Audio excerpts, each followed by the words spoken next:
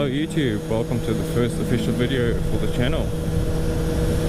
Sorry the first video's taken some time to come out.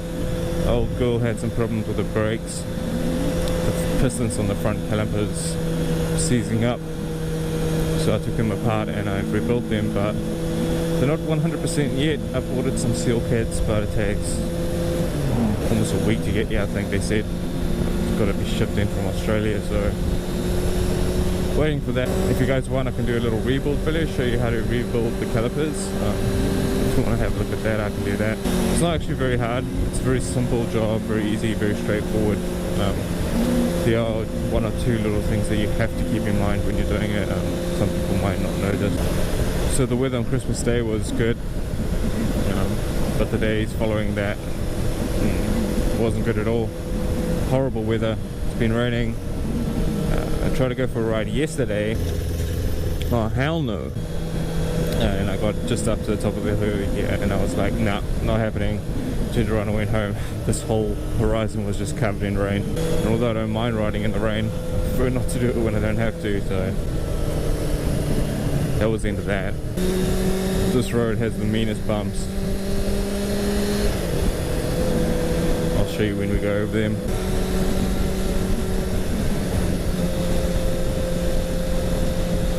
Here they come. Here they come.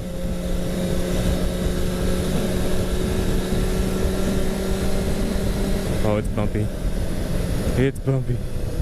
When I bought this bike, I just sold my car and I had enough money, well, would have had enough money to buy something like an Ninja 300 or a CB 500 or a lot of the newer learner bikes. And there was a couple things that stopped me from purchasing a new bike. As much as I would love a new bike, I would only ever consider it if it was a bike I really wanted and that I would keep for quite some time. R1, R6, GSX-R 750, all those bikes that I would love to have and that I would keep for quite some time. I'd buy them new, but because of the learner scheme in New Zealand, you're only allowed to ride a bike with a certain amount of horsepower, or power to weight ratio I should say. I didn't want to buy a new bike. I didn't want to spend 8 to 10,000, even maybe 12,000 in some cases on a new bike. I chose to buy this older bike for those two reasons. I love inline fours, and 2 or 3 years when I sell this, I'll make a decent amount of money on it. And even if I don't, I won't lose money on it. There is one downside to that though, and the downside is that maintenance on a bike with 73,000 kilometers on it does tend to add up. So since I've had this bike, the little things that I have done were the fork wheel. Now there was nothing wrong with the fork wheel that was in here, it was just very soft, so I had a heavier weight wheel put in there. The seals were fine. What else have I done to it? The relay for the indicator went, which was like 80 bucks to fix. No big deal. When I bought the bike, I knew there was something wrong with the brakes. When I'd brake, there would be a shudder on the bike. And I took it to a mechanic and he said that it's out by a couple $100,000, the brake disc is warped. I've just been riding it like that for the last year. It doesn't affect me too much. But on my last Warren of Fitness, I was picked up because my brakes are too thin. So I called a guy and said, hey, I see you're selling a wheel with 2 brake discs on it. While we were on the phone, he said to me, hey, it's obviously an older bike. Have you had a look at the pistons on the calipers? In the calipers, what do they look like? And I said, no, I haven't had a look at them. I don't know that much about bikes. And he said, hey, take them apart and look what the seals are like and look what the pistons condition is. So I went onto YouTube and I looked up how to clean some brake calipers, and that led onto video after video after video.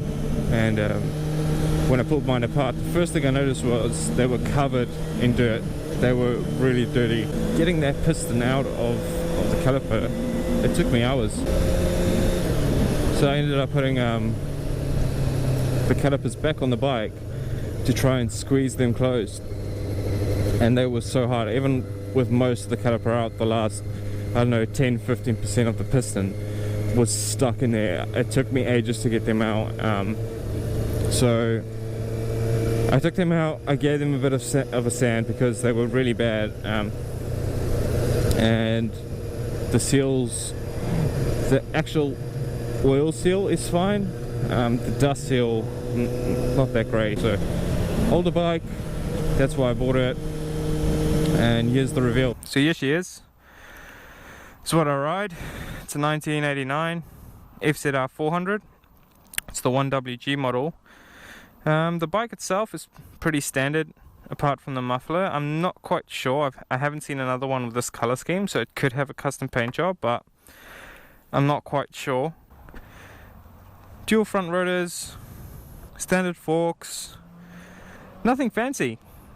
This is a 27-year-old motorcycle that I love. So that was the bike. I hope you guys think it's an alright bike.